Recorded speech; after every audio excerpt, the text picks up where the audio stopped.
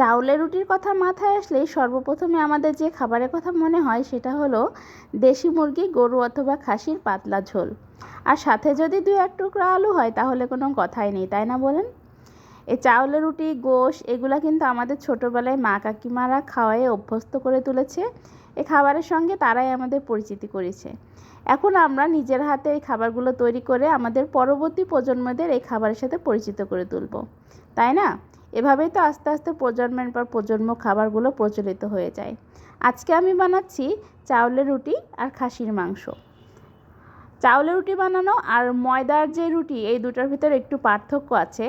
চাউলের রুটি বানানোটা একটু ঝামেলা আর ময়দার রুটি বানানোটা অনেকটাই সোজা। চাউলের রুটি বানাতে হলে প্রথমে আটাটাকে খুব ভালোভাবে সিদ্ধ করে নিতে হবে, তারপর এটা ঠান্ডা করে নিতে হবে, তারপর এটা খুব সুন্দর করে মথতে হবে যাতে কোনো দানা না থাকে এর ভেতরে। এরপরে এর লেচিগুলো কেটে নিয়ে অল্প অল্প গুঁড়া দিয়ে এটা সুন্দরভাবে বেলে নিতে হবে। বেলা হয়ে গেলে এটা সেঁকতে হবে।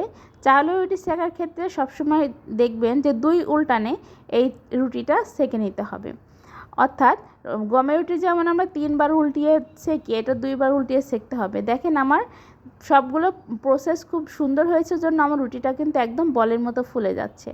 আমার প্রত্যেকটা রুটি এভাবে বলের মতো ফুলবে। আর যখনই দেখবেন যে রুটিগুলো এভাবে ফুলে যাচ্ছে তখনই বুঝতে হবে যে আপনার রুটি অনেক সুন্দর হয়েছে এবং পারফেক্ট হয়েছে। আর রুটিগুলো তখন অনেক সফট হয়। আর এই চাউলের রুটির সবথেকে বেশি ভালো টেস্ট আসে তখনই যখন এই রুটিটা অনেক ভালো সফট হবে।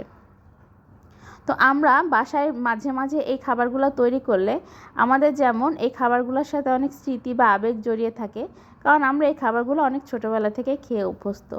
তো নিয়মিত না বানালেও মাঝে মাঝে এই খাবারগুলো অবশ্যই বানাতে হয়, তাহলে সবাই এই খাবারগুলোর টেস্ট নিতে পারে। আর অনেক পুরাতন এই খাবারগুলো যেহেতু চলে আসছে, সেহেতু আমাদেরকেও উচিত এই খাবারগুলো যাতে পরবর্তী প্রজন্মরা খেতে পারে বা আমরা যেমন স্মৃতিচারণ করতেছি তারাও যেমন স্মৃতিচারণ করতে পারে সেটার চেষ্টা করতে হবে।